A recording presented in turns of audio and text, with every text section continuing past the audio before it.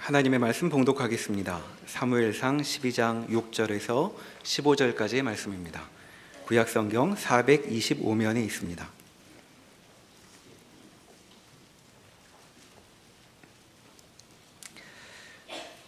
사무엘이 백성에게 이르되 모세와 아론을 세우시며 너희 조상들을 애굽 땅에서 인도하여 내신 이는 여호와이시니 그런즉 가만히 서 있으라.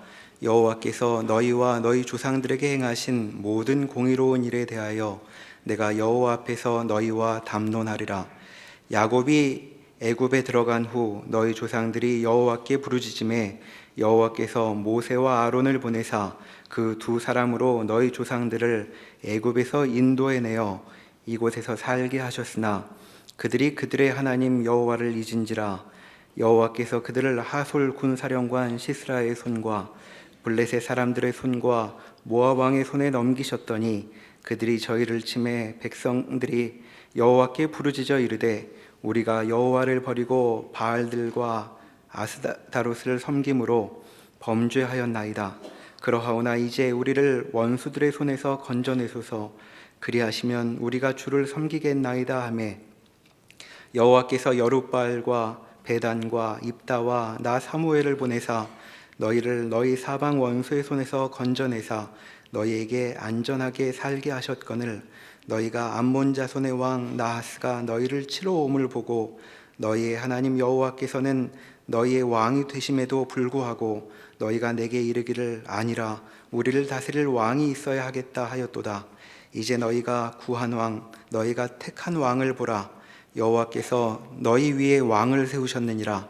너희가 만일 여호와를 경외하여 그를 섬기며 그의 목소리를 듣고 여호와의 명령을 거역하지 아니하며 또 너희와 너희를 다스리는 왕이 너희의 하나님 여호와를 따르면 좋겠지만은 너희가 만일 여호와의 목소리를 듣지 아니하고 여호와의 명령을 거역하면 여호와의 손이 너희의 조상들을 치신 것 같이 너희를 치실 것이라.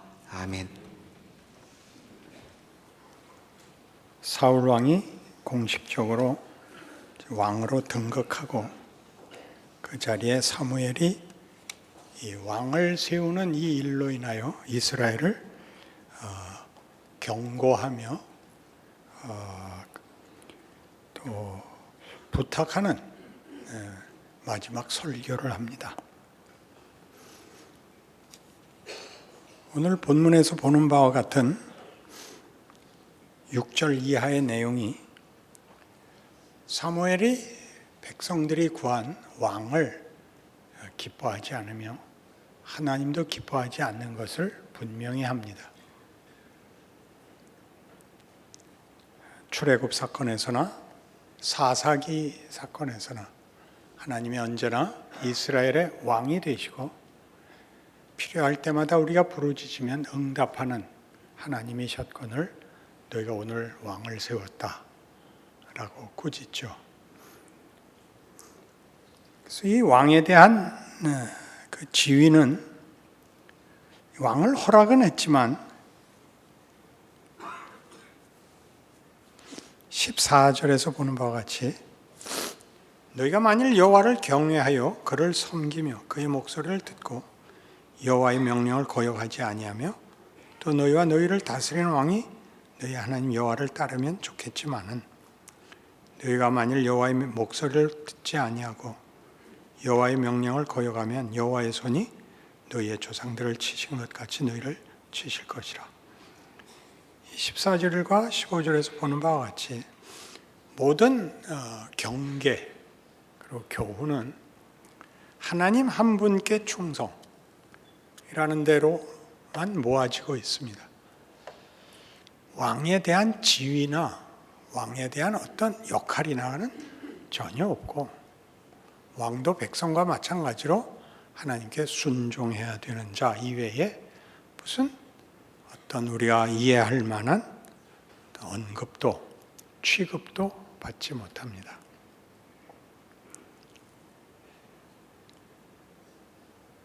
심지어 당시의 현실적인 문제였던 암몬 왕 나하스의 침입, 그 앞에 11장에 나오는데요. 그런 문제나 지금도 적국으로 위협이 되고 있는 블레셋 문제 같은 것들도 언급되지 않고 있습니다. 그럼 우리가 익숙해진 정치, 경제, 사회, 교육, 국방 이런 문제에 대한 언급이 없습니다. 하나님 한 분으로 충분하다. 너희가 왕을 세워서 하나님을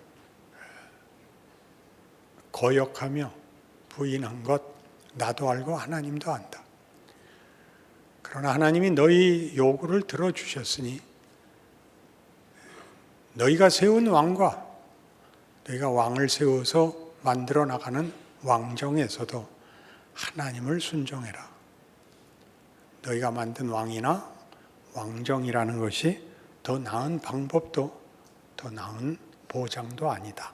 이렇게 얘기합니다. 우리는 구약 역사를 보면서 이스라엘이 사사기에서나 열왕기에서 그들이 얼마나 열심히 왕을 구하고 하나님을 외면하고 우상을 섬겼는지 잘 알고 있습니다. 사사기 때도 그랬고 열왕기 내내 그렇습니다. 도대체 이렇게 하나님 한 분이면 충분한 민족이 출애굽 사건과 가나안 땅을 정복한 사건과 울부짖으면 응답하시는 하나님을 두고 왜 이렇게 못난 짓을 계속했는가 하는 것이 구약을 읽을 때 당연히 우리에게 의문이 돼야 되고 생각을 만들어내야 됩니다. 말라기 3장에 의하면 신약 성경 마태복음 바로 앞에 있는 구약 성경 마지막 책입니다.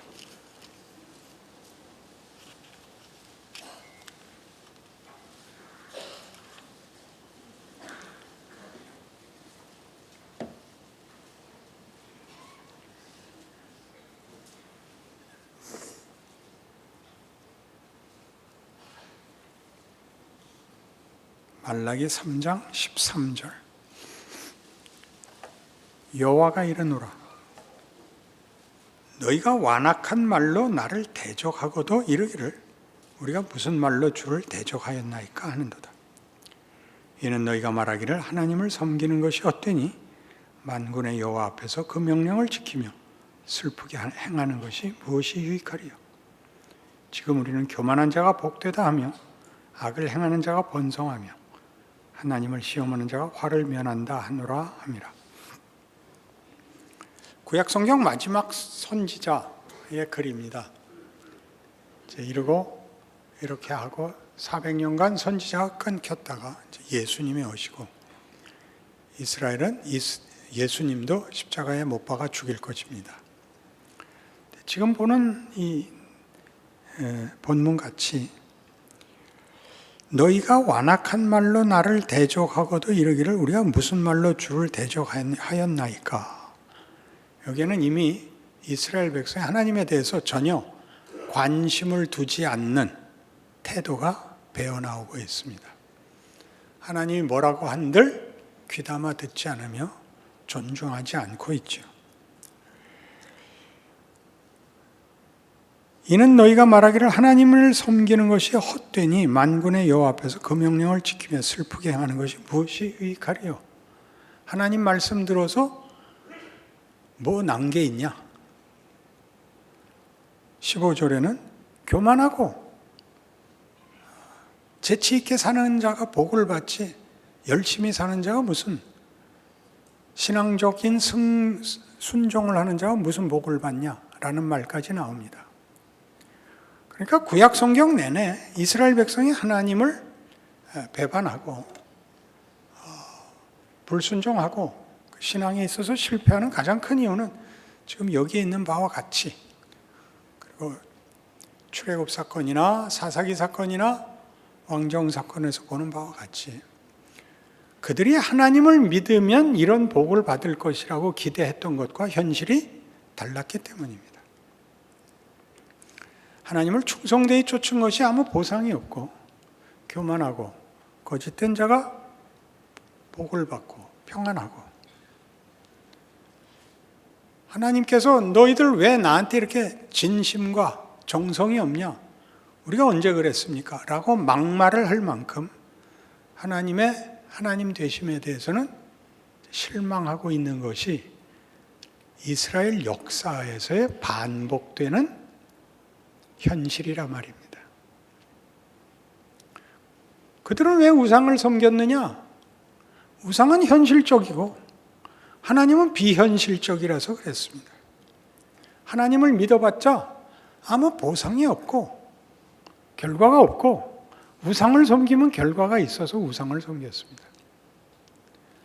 우리는 구약을 읽을 때 너무 쉽게 읽어서 이스라엘 백성 욕하느라고 구약 성경이 뭔지 하나도 모르죠. 나 같으면 안 그러겠다. 나 같으면 안 그러겠다. 우리도 그러고 있습니다. 여러분들이 지금 여러분 생애 속에서 하나님을 섬기는 것과 하나님을 섬기는 문제에서 여러분이 보상받지 못한 불만과 원망을 여러분 삶에서 고스란히 행하고 있습니다. 민수기 11장에 가면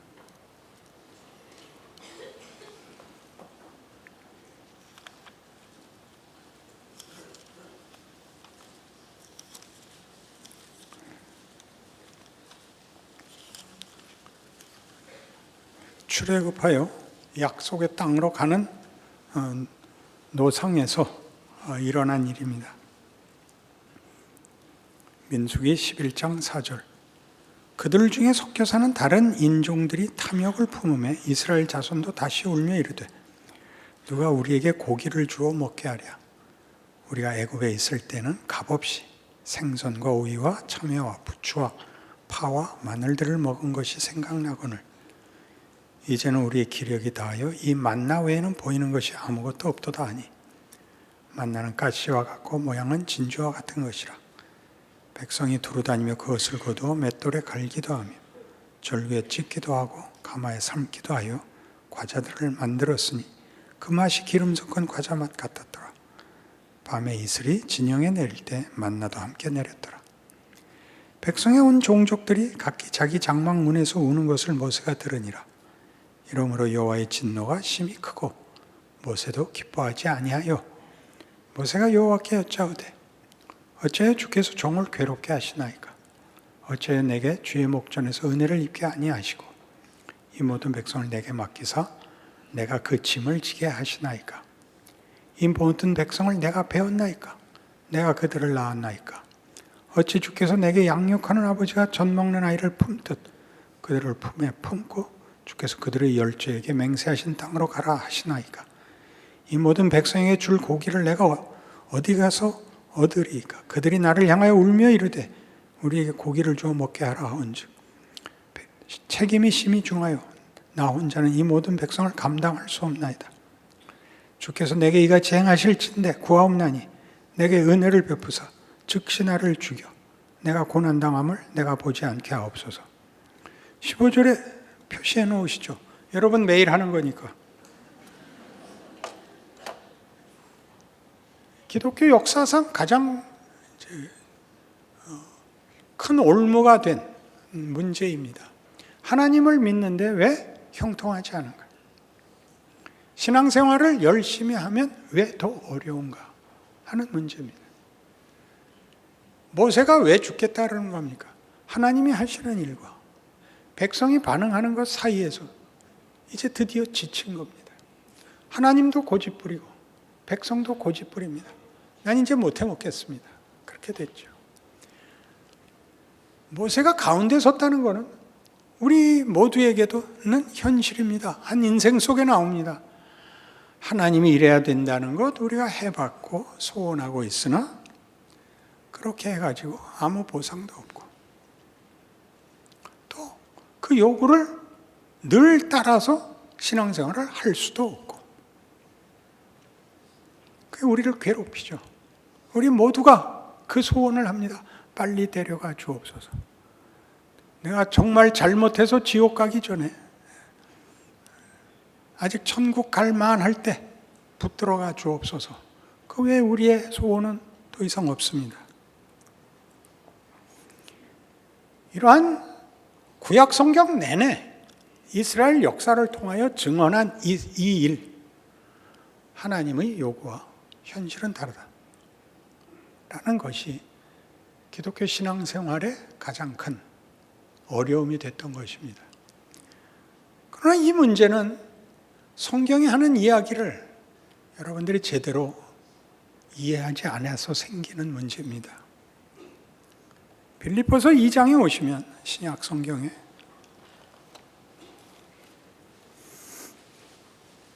(5절) 이하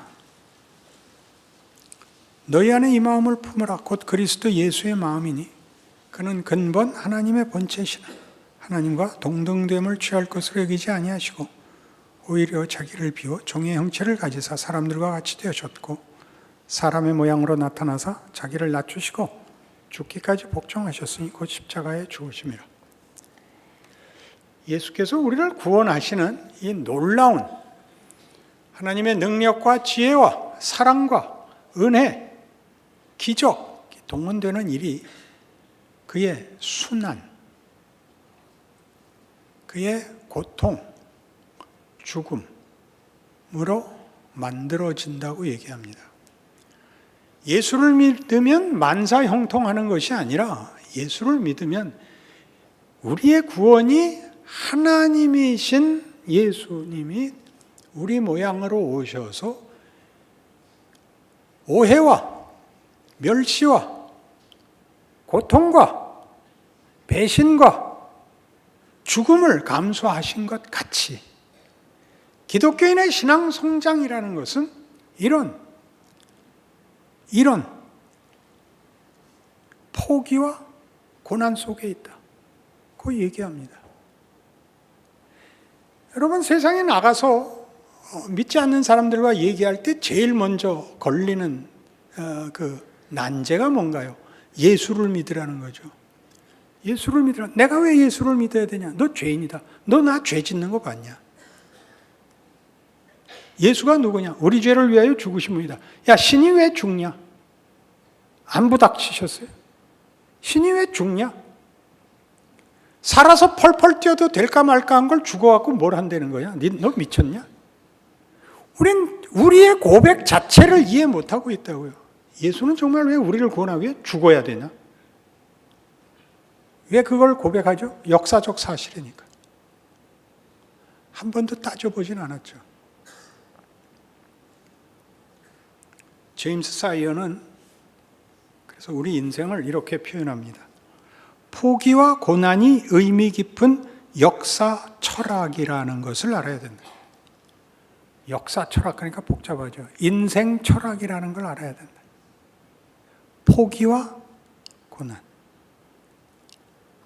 그게 하나님이 우리를 구원한 방식이고 구원한 우리를 완성하는 하나님의 방식입니다. 그러니까 형통하면 죄 받은 겁니다. 형통하면 생각을 안 합니다. 성공이 실패인 것은 인간의 깊은 영역을 건너뛰기 때문이다. 그렇죠? 여러분은 생각 없는 사람 만들어 달라는 거죠. 생각할 필요 없는, 땀을 흘릴 필요 없는, 고민할 필요 없는. 하나님은 그런 존재가 아닙니다. 하나님은 생각이 없지도 않고 우리를 생각 없는 물건으로 만들 의도가 없습니다. 우리는 고민하고 회개하고 의심하고 도전하고 울고 때를 쓰는 존재입니다.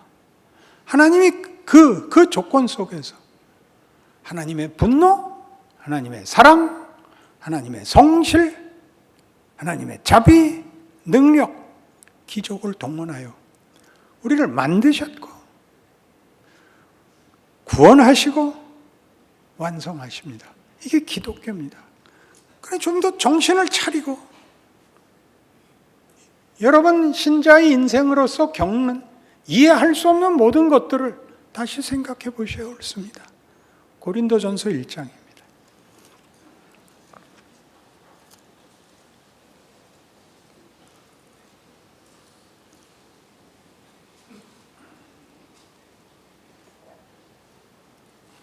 고린도전서 1장 18절. 십자가의 도가 멸망하는 자들에게는 미련한 것이요 구원을 받는 우리에게는 하나님의 능력이라.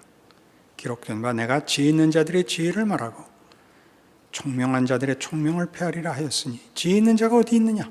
선비가 어디 있느냐? 이 세대의 변론가가 어디 있느냐? 하나님께서 이 세상의 지혜를 미련하게 하신 것이 아니냐?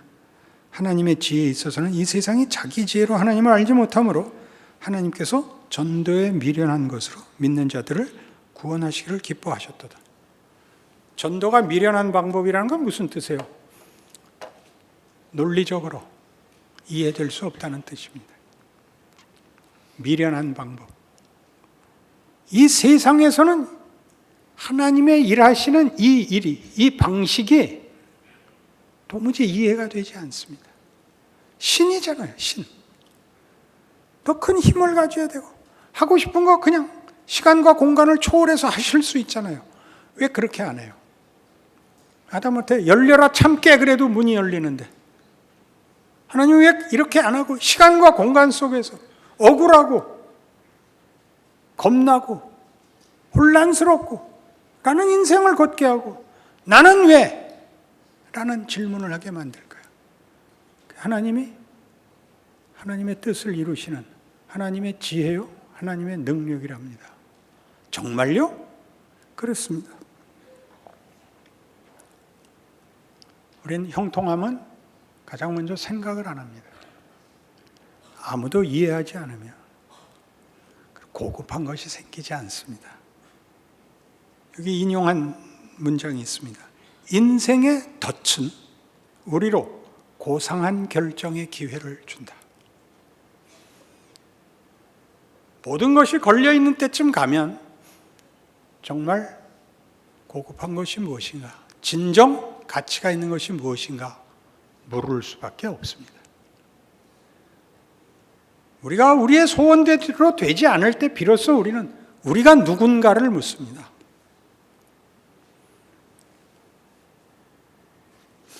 가장 재미있는 현실은 공부를 잘하는 사람은 공부를 왜 못하는지 모른다는 사실입니다. 우리 못하는 사람들은 잘하는 걸 압니다. 놀 때 공부하고 잘 때 공부합니다. 그럼 우리는 왜 공부를 못할까요? 공부할 때 놀고 잘 때 놉니다. 누구 생각이 더 깊어질 것 같습니까? 당연히 논 사람 생각이 더 깊어집니다. 우리는 공부 못하는 사람에 대해서 추호의 적개심이 없습니다.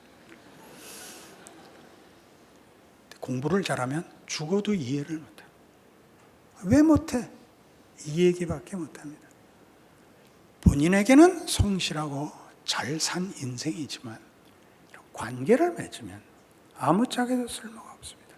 정답만 얘기하니까요.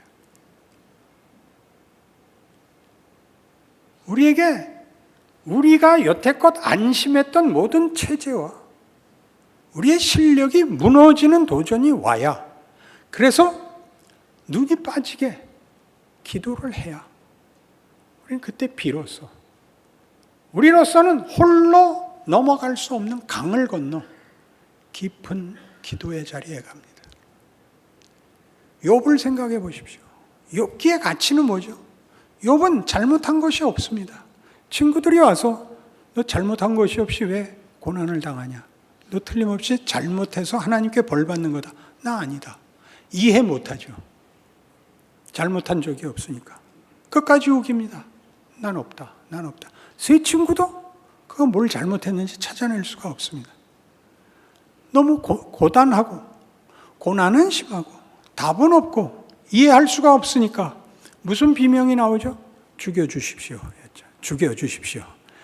그가 형통했으면 죽여주십시오라는 자리까지 왔겠습니까? 죽여주십시오의 자리에 와서 하나님을 만납니다. 어떤 하나님? 창조의 하나님. 우리가 아는 이치, 원리,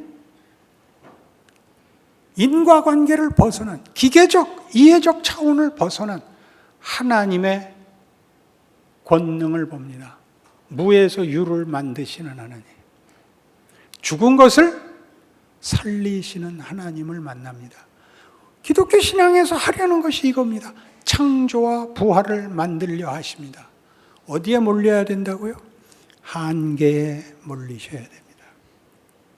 한계에 몰리셔야 됩니다. 그래서 이 고린도전서 1장에 나오는 십자가와 기독교 복음에 관한 증언은 놀랍게도 너희는 이해 못한다를 그토록 많이 전제하고 있다고요. 조금 더 가볼까요? 22절. 유대인은 표적을 구하고 헬라인은 지혜를 찾으나 우리는 십자가에 못 박힌 그리스도를 전하니 유대인에게는 거리끼는 것이요 이방인에게는 미련한 것이로되 오직 부르심을 받은 자들에게는 유대인이나 헬라인이나 그리스도는 하나님의 능력이요 하나님의 지혜니라. 하나님의 어리석음이 사람보다 지혜롭고 하나님의 약하심이 사람보다 강하니라. 이 역설을 기억하셔야 됩니다. 이 역설. 우리가 못난 것이 일을 하는 거라고 알아야 됩니다. 잘해서 보상받는 정도가 아니라 못하고 원망스러운 것도 하나님의 어떤 일이랍니다. 예수가 그러셨으니까요. 모두가 불만이었던 예수. 메시아가 왜 잡혀 죽냐? 제자들이 다 도망갈 수밖에 없었던 그 일이 하나님의 일이요. 인류 역사를 바꾸는 일이요. 창조 세계를 회복하는 일이었다는 것을 기억하십시오.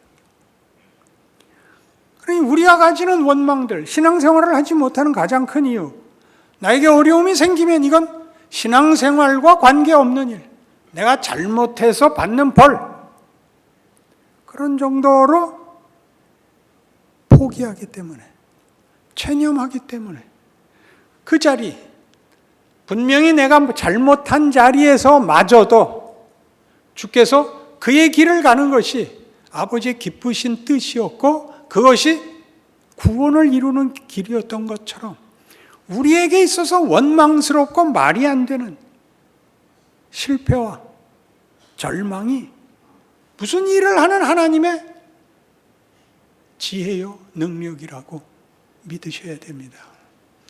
그걸 담아낼 수 없으면 예수 믿는 건 분명히 승자와 패자, 잘한 자와 못한 자를 나누어서 옳은 자, 이긴 자에게만 주는 보상이 되고 말이죠.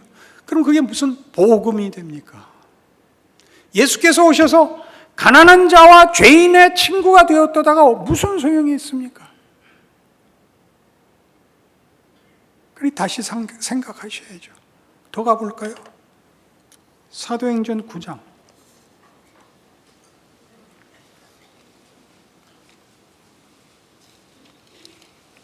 이런 역설은 너무나 성경에 많아서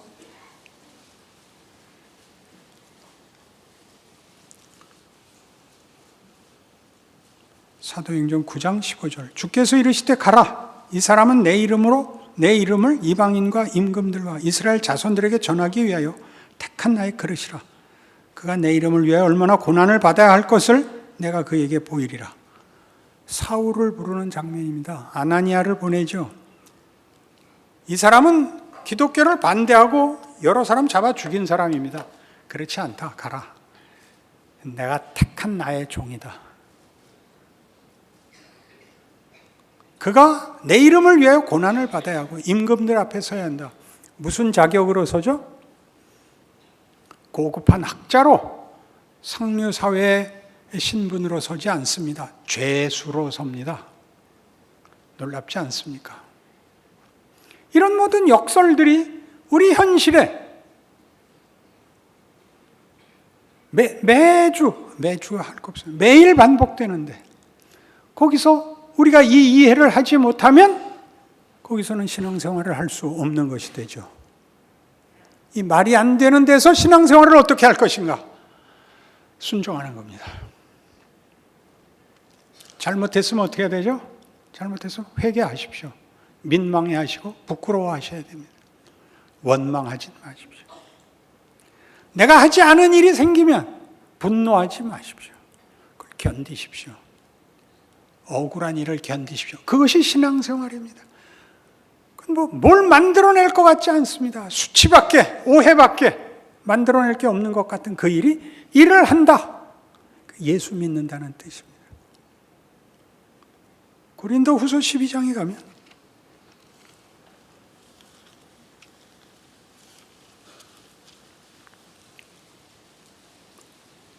고린도후서 12장 7절 여러 계시를 받은 것이 지극히 크므로 너무 자만하지 않게 하시려고 내 육체의 가시 곧 사단의 사자를 주셨으니 이는 나를 쳐서 너무 자만하지 않게 하려 하심이라. 이것이 내게서 떠나가게 하기 위하여 내가 3번 주께 간구하였더니 나에게 이르시기를 내 은혜가 네게 족하도다. 이는 내 능력이 약한 데서 온전하여 짐이라 하신지라. 그러므로 도리어 크게 기뻐함으로 나의 여러 약한 것들에 대하여 자랑하리니 이는 그리스도의 능력이 내게 머물게 하려 함이라. 그러므로 내가 그리스도를 위하여 약한 것들과 능력과 궁핍과 박해와 권고를 기뻐하노니 이는 내가 약한 그때 강함이라. 이렇게 말할 수 있어야 됩니다. 내가 약할 때 그때 내가 강하다. 하나님이 약한 것들로 일하신다. 사단의 가시 빼줘서 일하게 하시지 않는다. 감수해라. 기독교 신앙이 감사가 없고 원망으로 가득 찬 이유를 여러분 스스로 점검해내십시오. 여러분들이 원망하는, 저주하는 여러분들의 약점과 어떤 실수들과 어떤 한계들이 그것이 예수를 믿는다는 이름 속에 포함되어 있다는 걸 기억하십시오. 아무것도 아닌 자로서 신앙을 지킨다는 것 얼마나 멋있는 일인지 아십니까? 해보십시오. 감사하는 자들이 되십시오. 기도하십시다. 하나님 아버지 은혜를 감사합니다. 하나님은 열심히 일하고 계시지만 우리는 깨닫지 못합니다.